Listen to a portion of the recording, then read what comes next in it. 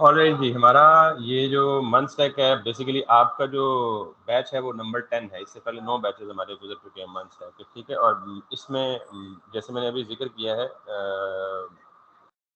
हम स्टार्ट करेंगे बिल्कुल बेसिक से। बेसिक से इसलिए कि जावास्क्रिप्ट की बेसिक्स या प्रोग्रामिंग की बेसिक्स होना ज़रूरी है, क्योंकि आपको प्रोग्रामिंग की बेसिक्स नहीं है तो इट्स एब्सोल्युटली रिक्वायर्ड और मैंडेटरी स्टेप के हम बिल्कुल जो है ना वो जावास्क्रिप्ट की बेसिक्स से स्टार्ट करें। अच्छा, उससे पहले वेब की हाउ आपको है, ठीक है।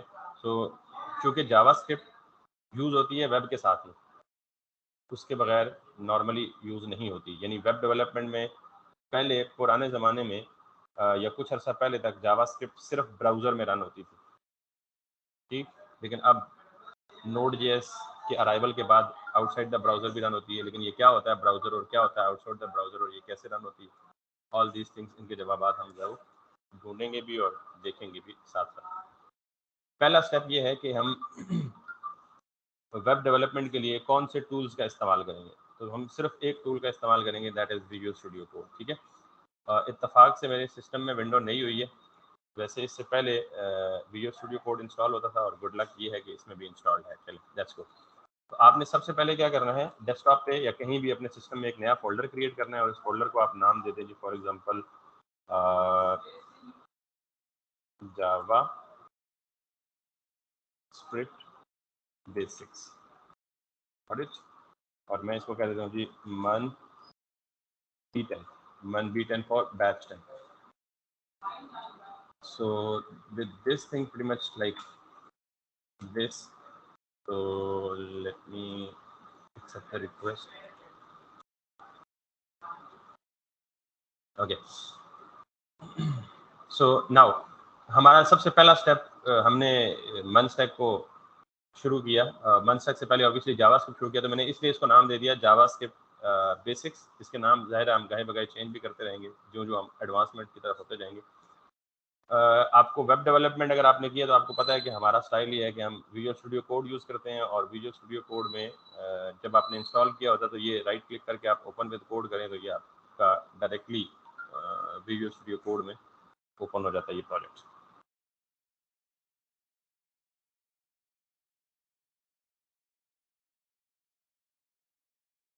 सो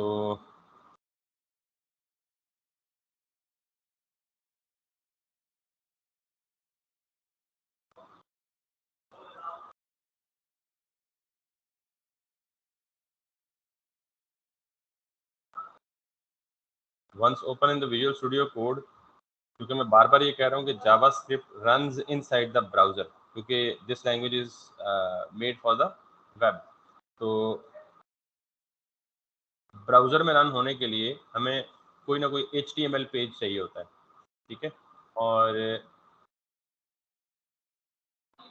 हमें सबसे पहले यानी बेसिक फोल्डर बना के उसके अंदर एक नई फाइल क्रिएट करनी है और उस फाइल को आप कोई भी नाम दे सकते हैं। हमें पता है कि हम वेब बनाते वक्त पहली फाइल का नाम देते हैं इंडेक्स।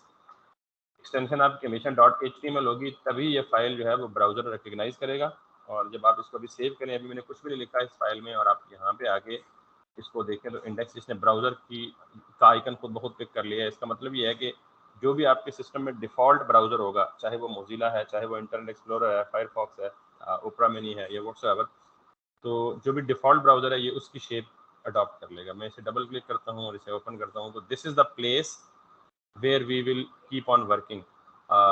HTML और जावास्क्रिप्ट दोनों के साथ जो हम काम करेंगे तो उसका आउटपुट हमें यहाँ पे दिखने को मिलेगा, या यहाँ पे दिखने को मिलेगा, या अगर मैं राइट क्लिक करूँ और इंस्पेक्ट पे जाऊँ तो यहाँ पे एक कंसोल स्क्रीन है यहाँ पे।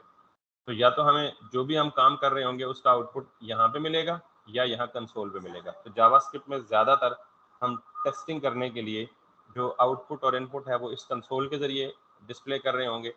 और अदरवाइज जब हम HTML के साथ इंटरेक्ट करेंगे, यानी किसी बटन की क्लिक पे कोई फंक्शनलिटी परफॉर्म करानी हो, कोई स्लाइडर वगैरह मूव कराना हो, कोई ड्रॉप डाउन वगैरह, या कोई भी इंटरेक्टिविटी वेब पेज में दिखानी हो, तो हम यहाँ ब्राउज़र के व्यू पोर्ट के एरिया में करेंगे। वैसे आपको व्यू पोर्ट का पता होगा कि ब्राउज़र का ये जितना भी डिस्प्लेबल एरिया होता है इसको हम व्यू पोर्ट बोलते हैं। मिसाल के तौर पे इसमें ये वर्टिकल स्क्रॉल बार और हॉरिजॉन्टल स्क्रॉल बार शामिल नहीं होती, इसमें ये जो एड्रेस बार है और ऊपर टाइटल बार है ये शामिल नहीं होती।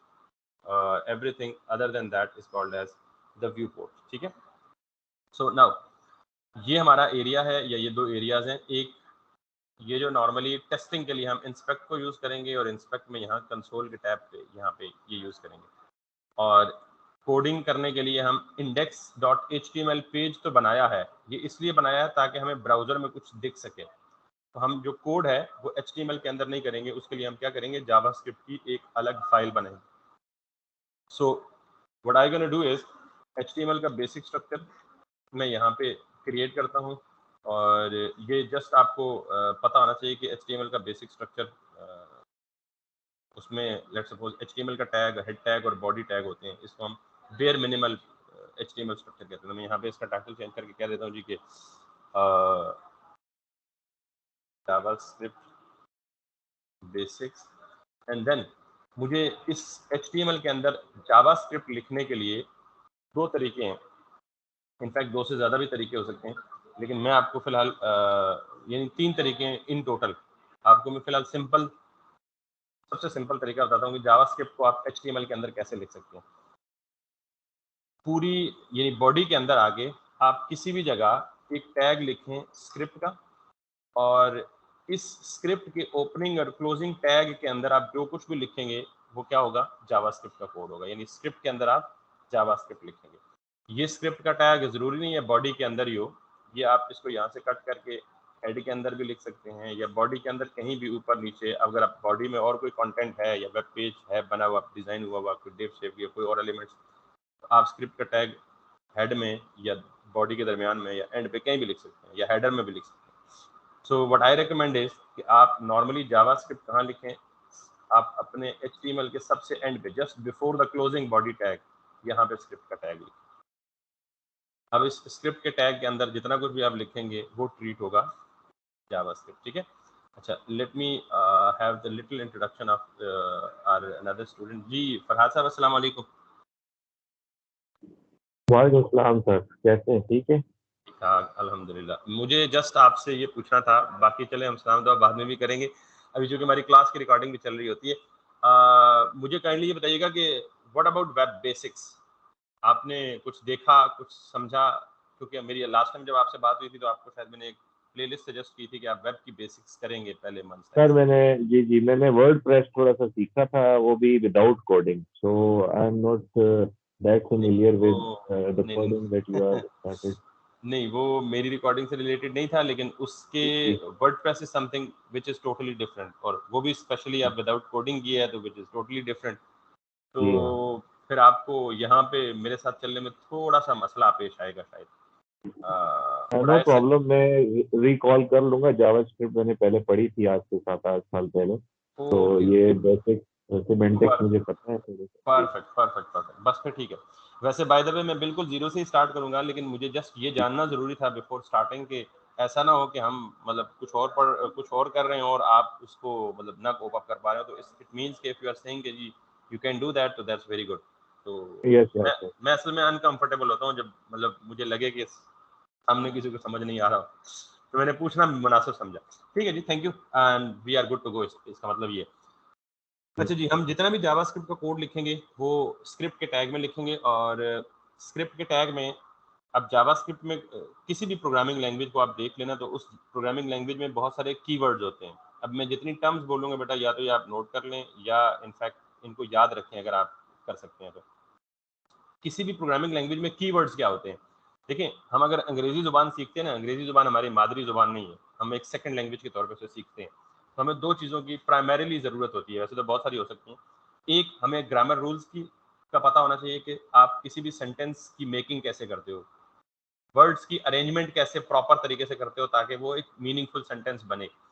तो आपको दो चीज़ें लैंग्वेज सीखने के लिए चाहिए, एक ग्रामर रूल्स या ग्रामर, और दूसरा आपको वोकैबुलरी चाहिए. वोकैबुलरी क्या होता है बेटा? अल्फाज का मजमूआ, यानी उस जुबान में बोले जाने वाले अल्फाज कि फलां अल्फाज के लफ्ज़ का क्या मतलब है, फलां लफ्ज़ का क्या मतलब है, फलां लफ्ज़ किधर यूज होता है.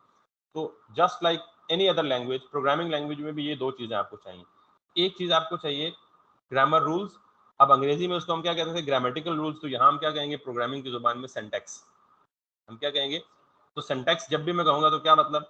रूल्स जिसको फॉलो करके आप वर्ड्स की प्लेसमेंट या अरेंजमेंट करते हो, जिस तरह अंग्रेजी ग्रामर के साथ इसको तशबीह दे दो। दूसरी चीज़ इंग्लिश ग्रामर में, या मैं इंग्लिश की मिसाल इसलिए ले रहा हूँ कि बहुत कॉमन है, कोई भी लैंग्वेज ले लें। दूसरी चीज़ होती है वोकैबुलरी। वोकैबुलरी का मतलब ये होता है कि उस लैंग्वेज में पहले से जाने पहचाने या पहले से डिफाइंड वर्ड्स या अल्फाज का मजमूआ। जैसे फॉर एग्जांपल गो है या कम है, तो गो का मतलब हमेशा होता है जाना। मैं अगर कहूँ जी गो का मतलब होता है आना, तो आप मुझे बेवकूफ़ कहेंगे। मैं कहूँ जी नहीं, डिक्शनरी में गलत लिखा है। तो मतलब ये कि काफ़ी सारे जो वोकैबुलरी वर्ड्स हैं वो पहले से प्री डिफाइंड होते हैं, हमें सिर्फ उन्हें सीखना होता है और उनका इस्तेमाल करना होता है किसके तहत, ग्रामर रूल के मुताबिक। तो अब मैं ज़रा इसको इंग्लिश से हट के प्रोग्रामिंग की तरफ ले आऊँ, तो हमारे पास दो चीज़ें, एक सिंटैक्स और एक आपका जो वोकैबुलरी। तो यहाँ मैं वोकैबुलरी के बजाय क्या बोलूँगा, कीवर्ड्स। कीवर्ड या रिजर्व वर्ड्स, ये दो चीज़ें इस्तेमाल होती हैं जो कि बिल्ट इन वर्ड्स होते हैं जो प्रोग्रामिंग, किसी भी प्रोग्रामिंग लैंग्वेज में। अब जितनी प्रोग्रामिंग लैंग्वेजेस सीखेंगे, हर प्रोग्रामिंग लैंग्वेज का सिंटैक्स भी अपना है और हर प्रोग्रामिंग लैंग्वेज के कीवर्ड्स भी अपने हैं। बिल्कुल इसी तरह इंग्लिश के वर्ड्स भी अपने और इसके रूल्स भी अपने। पश्तो सीखना शुरू कर दें तो उसके वर्ड्स भी अपने, उसके रूल्स भी अपने। फारसी सीखना शुरू कर दें, उसके वर्ड्स अपने, उसके रूल्स भी अपने। तो प्रोग्रामिंग लैंग्वेज में वैसे ही। तो अगर आपने सी प्लस प्लस या सी प्रोग्रामिंग लैंग्वेज या कोई भी प्रोग्रामिंग लैंग्वेज इससे पहले पढ़ी है, तो वो आपको प्रोग्रामिंग जावास्क्रिप्ट समझने में हेल्प जरूर करेगी, लेकिन जावास्क्रिप्ट का सिंटैक्स अपना है और कीवर्ड्स भी अपने हैं। तो अब मैं वोकैबुलरी नहीं बोलूंगा, कीवर्ड्स बोलूंगा और सिंटैक्स बोलूंगा, ठीक है। एनीवेज, तो जब हमने ये पढ़ लिया कि प्रोग्रामिंग में आपके कीवर्ड्स और सिंटैक्स ये होता है, तो मैं सबसे पहले कुछ कीवर्ड से आपको मुतारिफ कराऊंगा कि जो जावास्क्रिप्ट में पहले से मौजूद है, और मैं बताऊंगा कि उन कीवर्ड्स को किस पर्पस के लिए इस्तेमाल किया जाता है और उनको कैसे इस्तेमाल किया जाता है। Let's have a look at that. सबसे पहली चीज जो मैं आपको बताऊंगा वो है हमारे पास एक अलर्ट। वंस अगेन, अलर्ट एक कीवर्ड है, जावास्क्रिप्ट में पहले से डिफाइंड है। ये किस लिए इस्तेमाल होता है, लेट्स हैव इट्स आउटपुट और then I can show you. मैंने सिंपली अलर्ट लिखा और इसका सिंटैक्स क्या देखें आप, मुझे पता है कि अलर्ट कीवर्ड है और उसके साथ हमेशा ये ओपनिंग एंड क्लोजिंग पैरेंथेसिस लिखी जाती है और उसके अंदर कोई भी सिंगल या डबल कोट्स में कोई भी मैसेज लिखा जाता है। मैंने हेलो लिख दी, तो ये बेसिकली क्या है, सिंटैक्स है। और हमें जब भी लिखना है अलर्ट ऐसे ही लिखना है। तो अब अगर मैं इसको सेव करके कंट्रोल एस सेव करके वापस ब्राउजर पे आऊँ और पेज को रिफ्रेश करूँ, तो I can see this kind of popup और a dialog box which says hello, और ये हेलो वही है जो मैंने यहाँ से लिख कर भेजा। सो दिस इज, यहाँ पे अगर मैं लिख दूं जी कि for example I am starting JavaScript basics, तो इसको रिफ्रेश करूं तो यहाँ पे मेरे पास वही चीज़ आ गई। तो इसका मतलब ये है कि सबसे पहला जो कीवर्ड हमने पढ़ा है वो क्या है, हमारा अलर्ट है। अब जिनको लेट्स सपोज पहले से प्रोग्रामिंग की हवा हुआ तो वो तो कहेंगे यार ये फंक्शन है या ये बिल्ट इन फंक्शन है। डेफिनेटली है, बट फंक्शन अभी तक हमने पढ़ा नहीं ना, हमें पता है पहली क्लास में फंक्शन क्या होता है। तो मैं इसलिए इसको क्या करूँ, कीवर्ड है। यानी इस वर्ड का मतलब और मकसद पहले से प्रोग्रामिंग में डिफाइंड है कि जब भी आपको यूजर को कोई मैसेज दिखाना हो, कोई इन्फॉर्मेशन देनी हो, कोई वार्निंग शो करनी हो, तो आप क्या इस्तेमाल कर लें, अलर्ट इस्तेमाल करें। That's the first reserve word. Make sense. अब इस अलर्ट में ये जो अंदर ये मैंने जो लिखी है ना सिंगल कोट्स के अंदर, इसको लिखने के तीन तरीके हैं। या ये डबल कोट्स में लिखी जा सकती है, या ये सिंगल कोट पहले दिखा चुका हूं, या ये बैक टिक्स में लिखी जा सकती है। बैक टिक क्या होता है, कीबोर्ड पे एक की है जो टैब से ऊपर होती है जिसपे टिल्ड सिंबल बना होता है, इसको हम बैक टिक बोलते हैं, ठीक है। एनीवेज, ये basically single quote, double quote या बैक टिक के अंदर लिखा हुआ जो मैसेज है, ये क्या है, जावास्क्रिप्ट में इसको हम बोलते हैं, this is called as string. तो यहाँ आपका एक नया कॉन्सेप्ट है जी, व्हाट इज स्ट्रिंग। ठीक, आप कोई भी एक लेटर लिखें, अल्फाबेट लिखें, नंबर लिखें, स्पेशल सिंबल लिखें, लाइक ये स्लैश हो गया या क्वेश्चन मार्क हो गया या कॉमा हो गया, व्हाट्सएवर। तो ये सारे के सारे हम इनको क्या बोलते हैं, एज एन इंडिविजुअल एक कैरेक्टर है। यानी ए एक कैरेक्टर है, 4 एक कैरेक्टर है, स्लैश एक कैरेक्टर है, क्वेश्चन मार्क भी एक कैरेक्टर है और कॉमा भी एक कैरेक्टर है।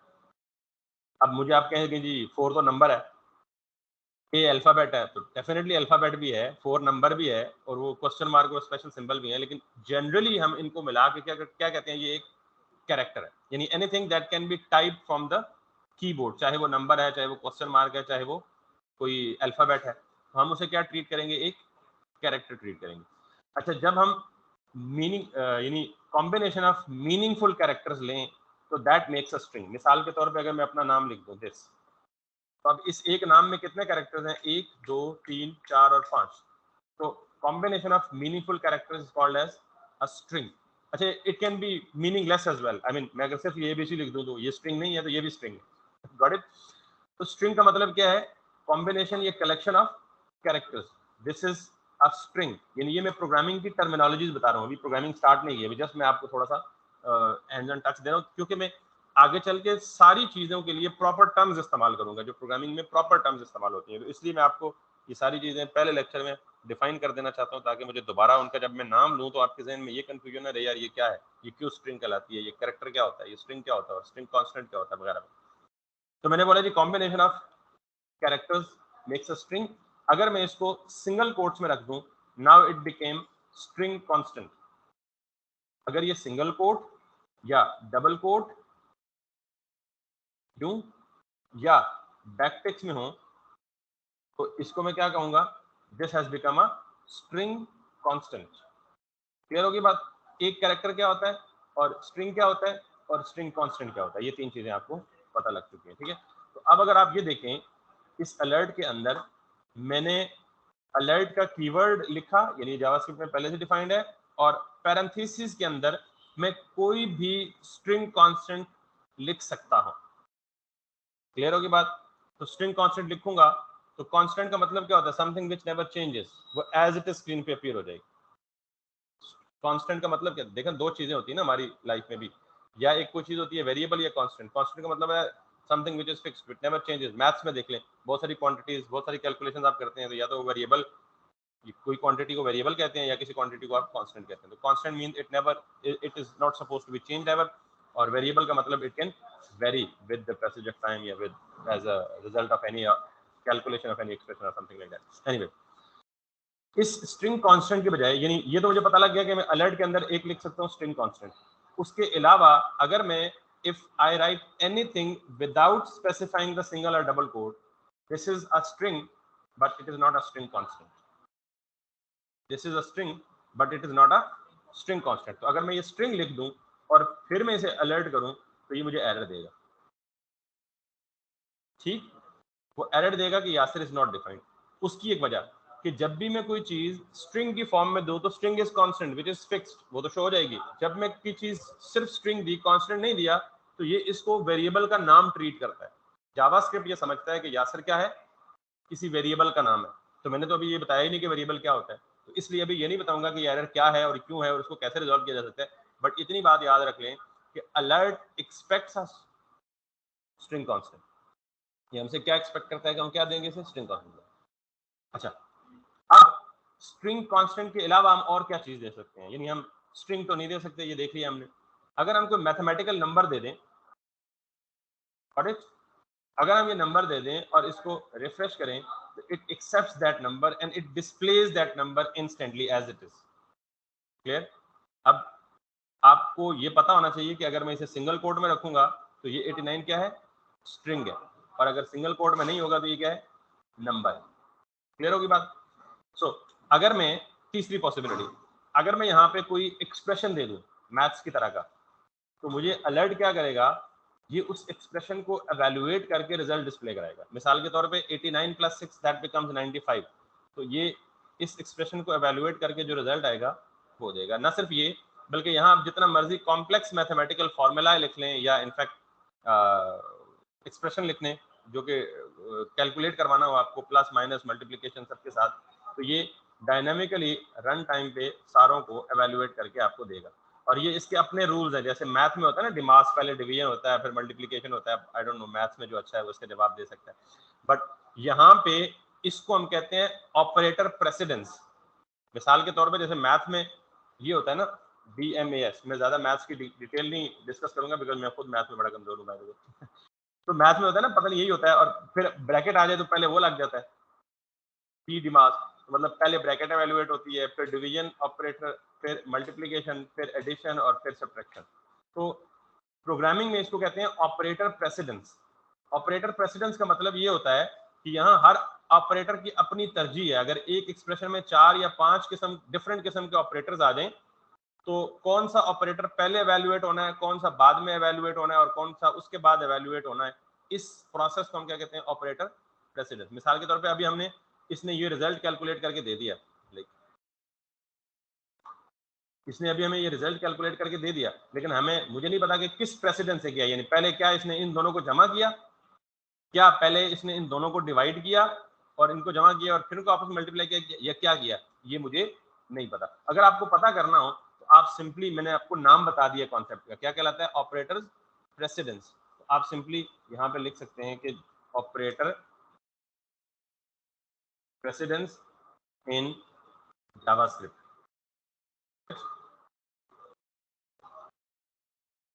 आपको ये बता देगा, और ऑपरेटर प्रेसिडेंस का मतलब ये है कि अगर आपको ये देखिए ऑपरेटर, कि आपके पास अगर एक से ज्यादा ऑपरेटर्स बैक वक्त आ जाएं तो कौन सा ऑपरेटर पहले एवेल्युएट होगा और कौन सा बाद में एवेल्युएट होगा। So this is something like this.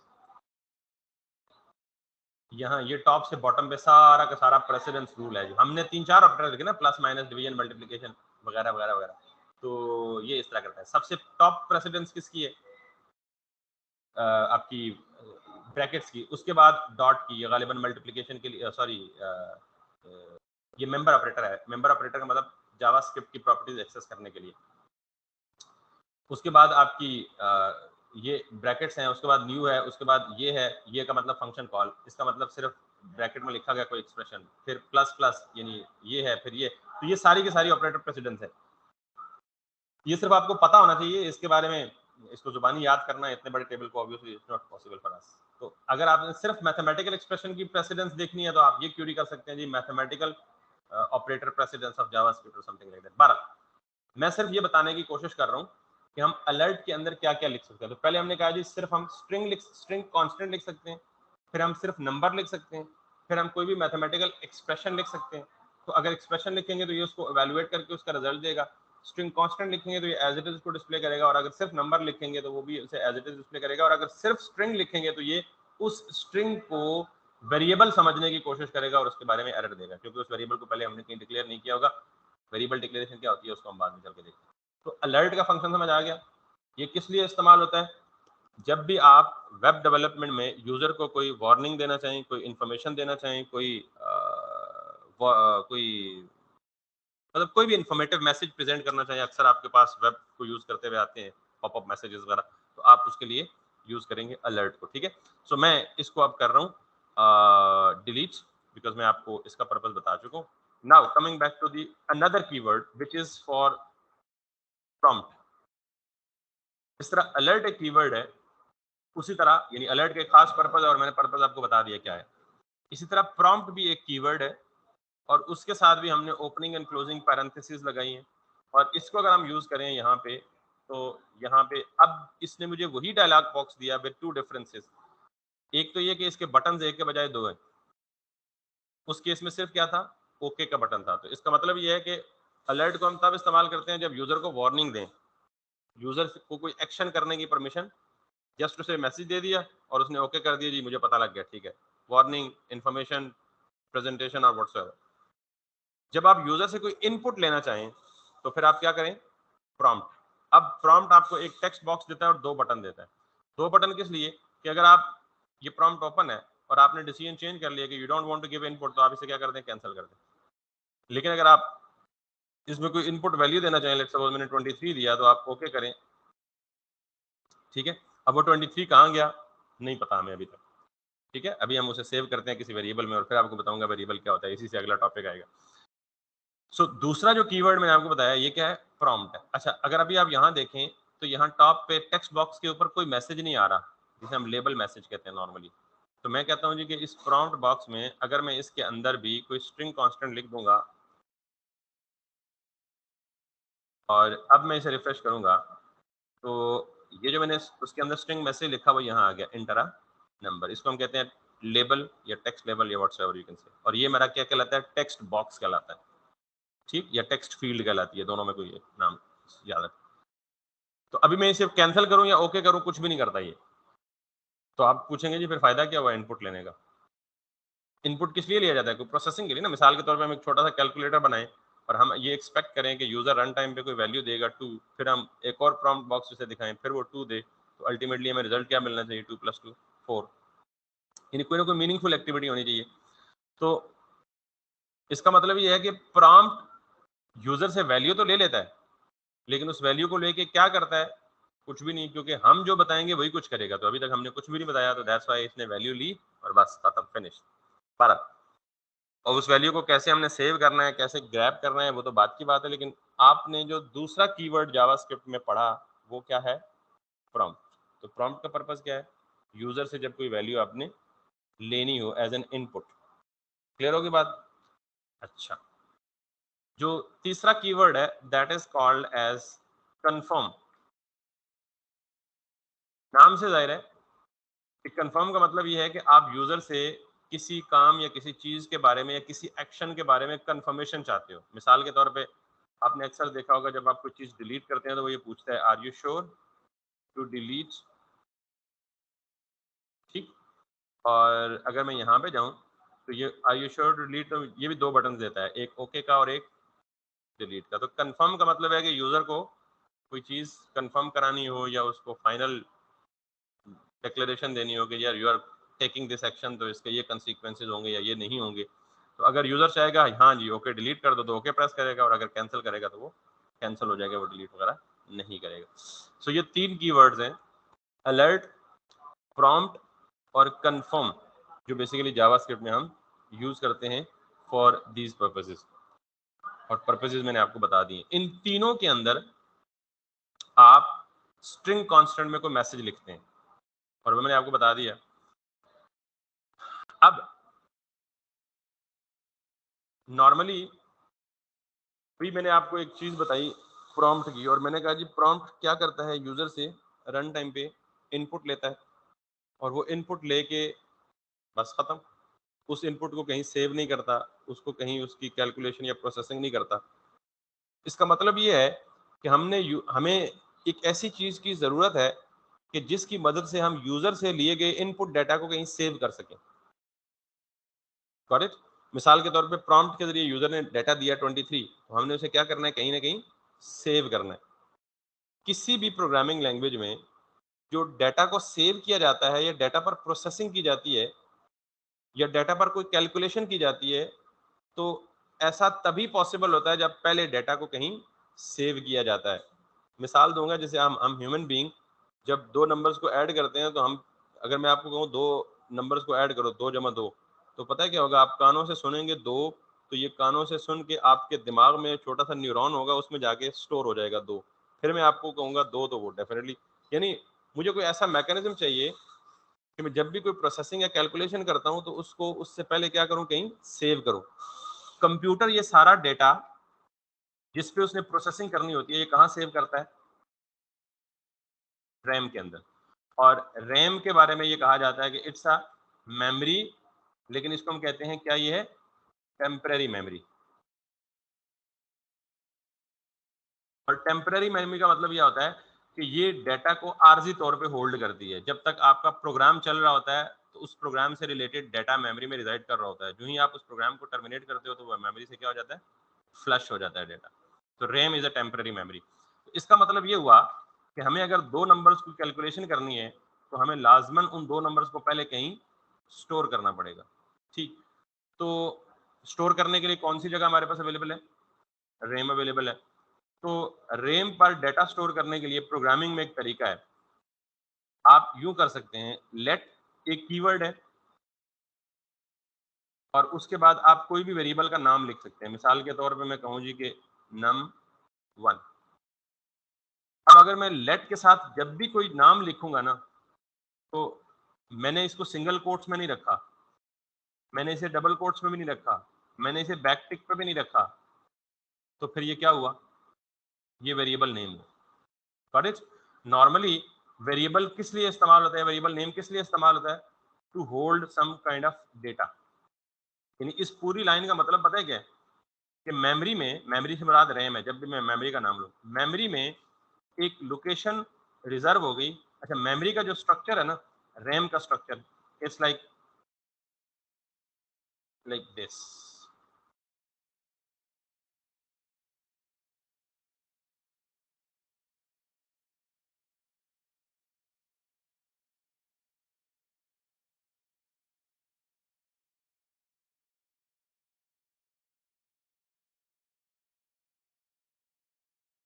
Memory, computer memory को समझने के लिए डायग्रामेटिकली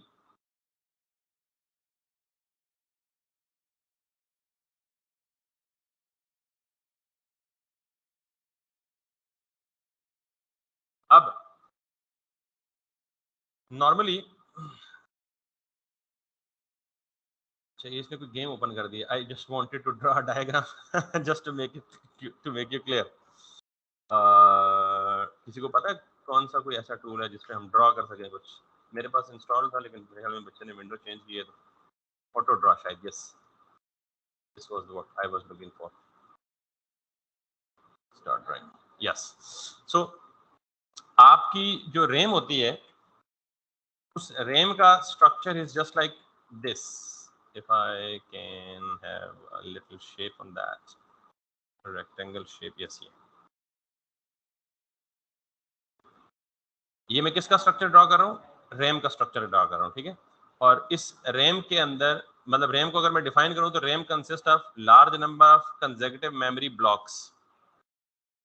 क्या है? Memory just like chairs. यहाँ एक कमरे में कितनी चेयर्स पड़ी हुई हैं? फॉर एग्जांपल 20 चेयर्स पड़ी हुई हैं, तो 20 की 20 चेयर्स कंसेक्यूटिव है। कंसेक्यूटिव का मतलब उसमें किसी में भी बीच में गैप नहीं है। लफ्ज कंसेक्यूटिव इंपॉर्टेंट है इसलिए बता रहा हूँ। कंसेक्यूटिव का मतलब है 20 लोकेशंस हैं, मेमोरी स्पेसेस हैं जिन पे लोग बैठ सकते हैं, जिनको ऑक्यूपाई किया जा सकता है, और वो 20 की 20 क्या है? कंसेक्यूटिव है। तो RAM consist of large number of consecutive memory blocks. Each block is having a unique address, यानी हर कुर्सी में मैं एक नंबर लगा दूं, ये कुर्सी नंबर 1 है, ये कुर्सी नंबर 2 है, ये कुर्सी नंबर 3 है, ये 4 है। तो हर मेमोरी ब्लॉक का एक यूनिक एड्रेस होता है जो हेक्साडेसिमल में होता है। जो एक का एड्रेस होगा वो किसी दूसरे का एड्रेस नहीं होगा, ठीक है। अब जब मैं यहाँ ये लिखता हूँ ना, लेट num1 इक्वल्स टू 56, तो मुझे ये बताएं कि क्या ये मेमोरी में, ये मेमोरी का कोई एड्रेस, मेमोरी का एड्रेस नॉर्मली होता है 16 बिट्स का या 32 बिट्स का।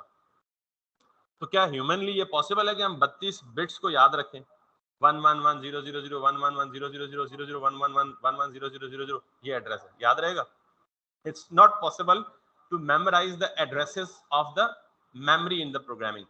So what we can do is, programming language में हम जब भी मेमोरी में कोई जगह ऑक्यूपाई करते हैं तो हम उसे मीनिंगफुल नेम दे देते हैं। इस num1 का मतलब क्या है कि हमने, जब भी आप let num1 लिखेंगे तो इसका मतलब ये होगा कि आपने मेमोरी में जाके एक जगह ऑक्यूपाई की और उस जगह को क्या नाम दे दिया? num1।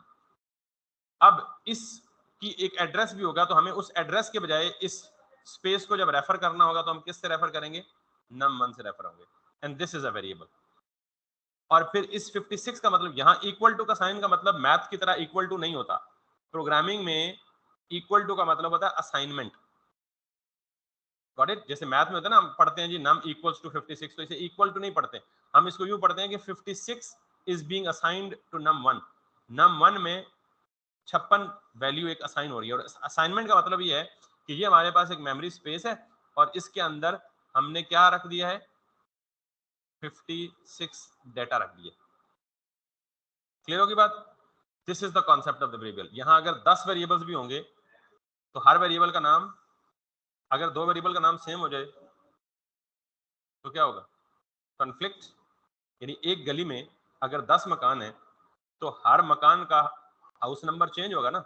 अगर एक मकान, यानी 2 मकान ऐसे हो, हाउस नंबर 58 और दूसरा भी लिखा हुआ हाउस नंबर 58 एक ही गली में, इज इट पॉसिबल? नेवर। इसी तरह मेमोरी में जब हम किसी वेरिएबल को नाम देंगे तो एक नाम किसी भी दूसरे ब्लॉक का दोबारा नहीं हो सकता। अगर होगा तो वो कॉन्फ्लिक्ट होगा, पहले वाला ओवरराइट होगा, दूसरे वाला कंसिडर हो जाएगा, वगैरह वगैरह। तो यहाँ भी हम यही काम करेंगे, ठीक है।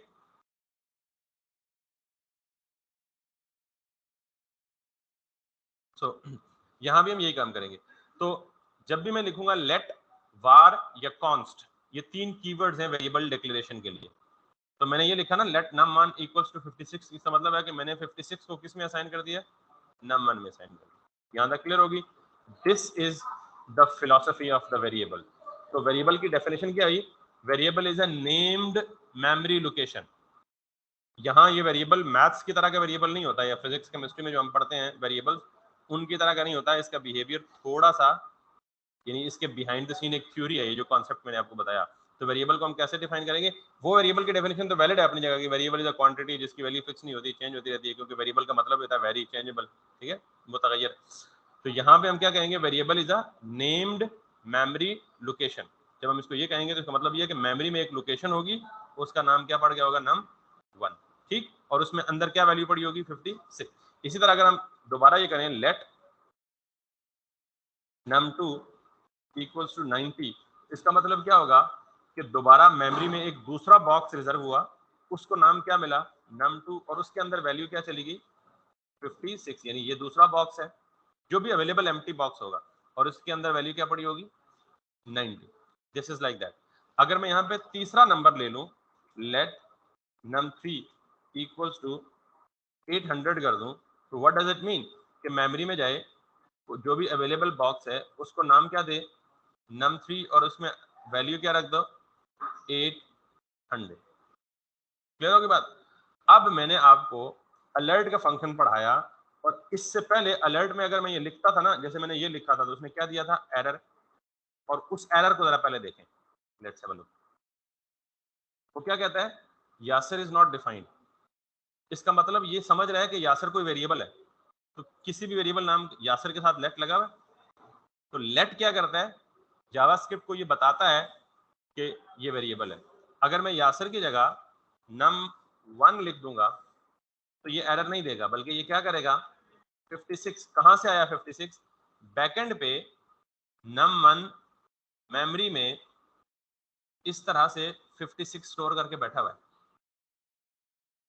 और जब मैं अलर्ट में num2 लिखूंगा तो अलर्ट क्या करेगा, मेमोरी में चेक करेगा num2 नाम का कोई वेरिएबल है, अगर है तो उसके अंदर वैल्यू क्या पड़ी हुई है वो उठा के डिस्प्ले कर देगा। num3 जब मैं लिखूं, यानी num2 में लिखूंगा तो ये क्या करेगा, मेमोरी में जाएगा और जाके चेक करेगा num2 का कोई वेरिएबल है, उसके अंदर पड़ी हुई वैल्यू को डिस्प्ले कर देगा, which in this case is 90। Let's see. और अगर मैं इसी तरह num3 कर दूं, और अगर मैं num1 num3 की जगह सिंपली ये कर दूं, अब इसको मसला तो नहीं होगा ना। अलर्ट जाएगा मेमोरी में, पहले चेक करेगा num1 का कोई वेरिएबल है, अगर होगा तो उसकी वैल्यू को उठा के यहाँ प्लेस करेगा, num2 को चेक करेगा, उसकी वैल्यू यहाँ प्लेस करेगा, num3 को, तो तीनों को ऐड करके रिजल्ट दे देगा। Let's see 946 which is the sum of all these three। बात समझ आ गई है। तो अलर्ट में अब मैंने आपको बता दिया, पहले मैंने आपको बताया था कि हम सिर्फ क्या लिखते हैं, स्ट्रिंग कांस्टेंट, फिर मैंने कहा था कोई भी एक्सप्रेशन लिख सकते हैं, और उस एक्सप्रेशन में मैंने हार्ड कोडेड वैल्यूज यानी नंबर दिए थे। अब मैंने एक्सप्रेशन ही लिखा, लेकिन उनको आपस में उन पे कोई भी अर्थमेटिक ऑपरेशन परफॉर्म कर दिया, प्लस करें, माइनस करें, डिवीजन करें, सब्ट्रैक्शन करें, कुछ भी कर सकते हैं। क्लियर। अलर्ट में कितनी चीजें आ सकती हैं, string constants, numbers are expressions are variables, या expressions consisting of variables। यहाँ तक की बात क्लियर होगी। ये बहुत बेसिक चीजें और ये बहुत ज्यादा यूज होनी है, ऑलमोस्ट हर जगह पे, हर प्रोग्राम में जावास्क्रिप्ट की हर चप्पे चप्पे पे वेरिएबल का कॉन्सेप्ट यूज होना है और वेरिएबल्स यूज होने हैं। तो इसलिए आपको पहले पता होना चाहिए कि वेरिएबल क्या होता है। तो वेरिएबल की डेफिनेशन क्या है, it's a named memory location. ये एक मेमोरी लोकेशन को रिप्रेजेंट करता है जिसको कोई यूजर का दिया गया नाम मिला होता है। तो अब आज के बाद मैं कभी भी ये डायग्राम नहीं बताऊंगा, लेकिन जब भी मैं वेरिएबल डिक्लेयर करूंगा तो आप समझ जाएंगे कि बिहाइंड द सीन क्या चल रहा है। वही डायग्राम और उसी में ब्लॉक्स और उसी ब्लॉक का एक एरिया रिजर्व होता है जब हम कोई भी वेरिएबल डिक्लेयर करते हैं। तो एनीवेज, नाउ अब अगर मैं ये काम यहां से हटा दूं और जो मैंने आपको बताया है प्रॉम्प्ट लिखकर मैं ये लिख दूं इंटर अ वैल्यू या नंबर, तो ये यूजर से क्या करेगा, एक नंबर लेगा। अब इससे पहले वो नंबर हम कहीं सेव नहीं कर रहे थे क्योंकि हमें पता ही नहीं था कि सेव करने का क्या तरीका है। तो अब तो पता लग गया ना तरीका। अब क्या करेंगे, let num equals to this. अब बजाय यहाँ नंबर असाइन करने के मैं क्या कह रहा हूँ, प्रॉम्प्ट के फंक्शन में जो वैल्यू आएगी उसको ग्रैब करके किसको दे दो, num में असाइन कर दो। तो num क्या है, बेसिकली वेरिएबल जो कि रैम में पड़ा हुआ है। और फिर यहाँ अगली लाइन में आगे क्या करूंगा, उसी num को वापस क्या कर दो, डिस्प्ले करा दो। तो ये जावास्क्रिप्ट जब चलता है तो उस लाइन कोड को सीक्वेंस में चलाता है। पहले ये वाली लाइन चलेगी, जब ये वाली लाइन चलेगी तो यूजर से जो भी वैल्यू लेगा वो प्रॉम्प्ट में आएगी ना, तो प्रॉम्प्ट इसको किस में असाइन कर रहा है, यानी सेव कर रहा है मेमोरी में। और जब अगली लाइन चलेगी तो अलर्ट का क्या काम है, ये चेक करता है कि नम नाम का कोई वेरिएबल है मेमोरी में, अगर है तो उसके अंदर पड़ी हुई वैल्यू को उठा के ला दो। Let's have a look.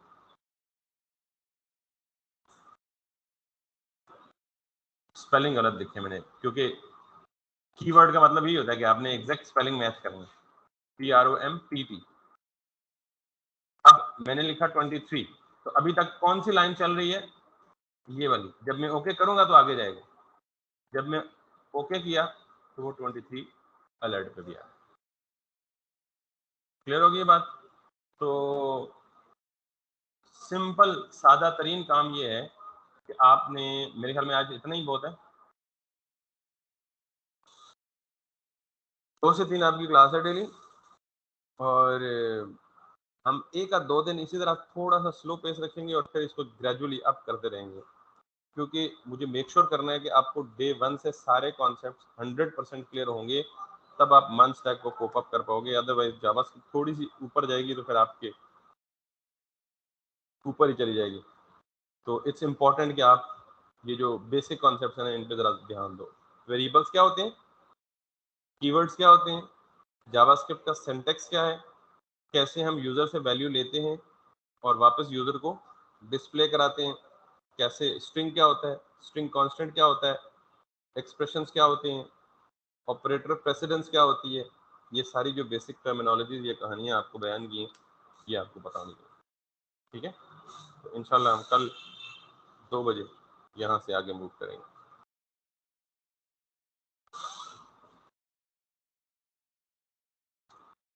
जी फरहाद साहब, आप कनेक्ट डिस्कनेक्ट होते रहे। जी सर, आपकी तरफ से